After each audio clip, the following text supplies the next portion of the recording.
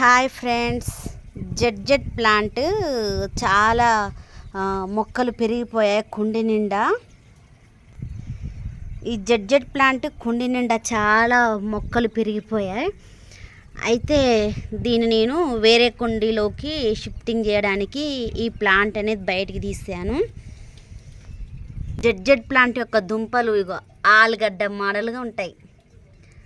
ఆలుగడ్డలాగా ఈ సైజులో ఉంటాయి దుంపలు. చూడండి, సేమ్ ఆలుగడ్డ లాగానే ఉంది కదా, ఆలుగడ్డ లాగా ఉంటాయండి దుంపలు.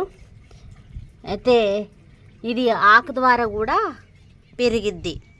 ఆకు ఒకటి, ఇప్పుడు ఈ ఆకు ఉంది కదా, దీనిదే ఆకు. ఇది జెడ్ ప్లాంట్ యొక్క ఆకు.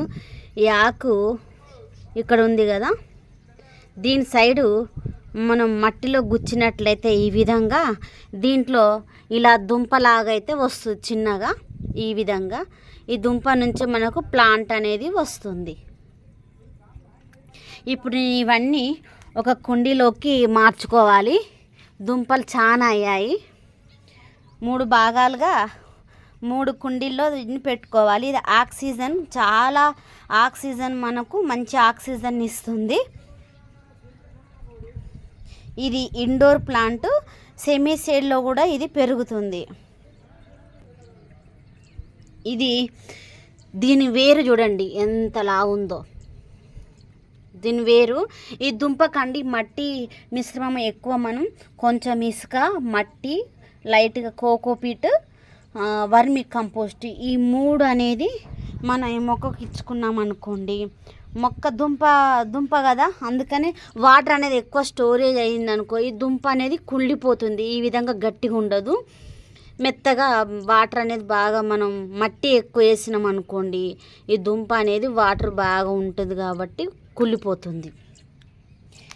కాబట్టి మనం డ్రైనేజ్ సిస్టమ్ బాగుండాలంటే హోల్స్ పెద్దగా పెట్టుకోవాలి. కొంచెం ఇసుక, కొంచెం మట్టి, కొంచెం కోకోపీట్, కొంచెం వర్మి కంపోస్ట్, లూజ్గా లైట్ వెయిట్గా ఉండాలి. దుంపకి మట్టి మిశ్రమం అనేది గుల్లగా ఉండాలి. అప్పుడే ఈ మనకి మొక్కలు అనేది బాగా మంచిగా పెరుగుతాయి. చూడండి, దీని ఒక కాండం ఎంత లావుందో. ఇదిగో ఇవి ఈ సైజులో ఉంటాయండి. దీనికి ఈ కాండమే ఇది ఉంది కదా, ఇదే దీని కందం. ఇది ఓకే అండి. ఇప్పుడు నేను కుండీలో నాటుకోవాలి. ఈ వీడియో మీకు నచ్చినట్లయితే లైక్ చేయండి, షేర్ చేయండి అండ్ సబ్స్క్రైబ్ చేసుకోండి. Thank you for watching.